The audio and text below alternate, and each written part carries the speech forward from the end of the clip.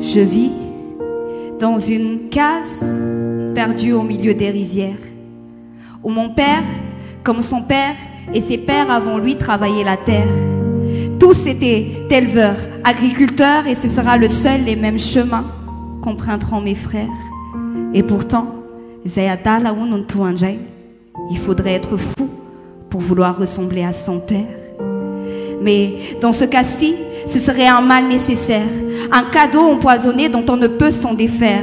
Nous sommes 9 à la maison, papa, maman, mes 2 sœurs et mes 4 petits frères. En tout, nous sommes 7 frères et sœurs. Ma mère s'est mariée quand elle avait 16 ans et tout de suite elle a eu son premier enfant, car ici, le mariage est synonyme d'enfant. Nyanambadi Kitera, en disaient mes grands-parents. Par peur des préjugés et du regard de la société, marque de fertilité et signe de virilité, elle était enceinte presque chaque année, d'autant plus que mon père, lui, voulait avoir des garçons pour perpétuer son nom. Elle a eu 3 filles au commencement. Ici, nous n'avons pas l'eau courante à la maison, alors chaque matin, mes sœurs et moi allons chercher de l'eau pendant que mes frères, eux, jouent aux billes et au ballon. Ma mère, quant à elle, fait bouillir la marmite, car soi-disant, on ne retient pas un homme le ventre vide. Elle s'occupe de la maison et de ses enfants, car c'est ce que fait une bonne maman.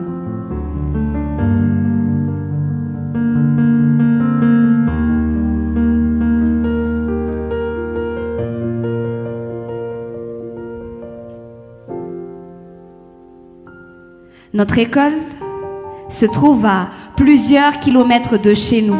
Et pieds nus ou en Scooby-Doo, il va falloir marcher des heures durant pour arriver à destination. Et ça, peu importe qu'il vente ou sous un soleil de plomb. Alors, il y avait de moins d'enfants scolarisés à cause de ces conditions, mais en même temps, un matin, ma sœur s'est réveillée avec une boule au ventre, du sang coulait entre ses jambes. Elle avait ses règles pour la première fois. Alors ma mère lui a dit d'une voix douce, en souriant, « Ne t'en fais pas, ça passera, mais sache que tu es une femme maintenant. » Mon père, quant à lui, lui a jeté un regard froid en lui disant, « À partir d'aujourd'hui, il faudra que tu fasses attention, surtout aux garçons. » Elle n'a pas répondu car ici, parler de sexe est tabou. Et puis, un soir, papa nous a réunis et il a dit, « Ma fille, tu es grande aujourd'hui et pour honorer ta famille, il faudrait que tu te maries. » Elle avait à peine 15 ans à l'époque et elle allait passer son BEPC. Mon père lui a dit que c'était déjà beaucoup qu'une femme sache lire, écrire et compter. Alors à partir d'aujourd'hui, l'école, elle pourra s'en passer.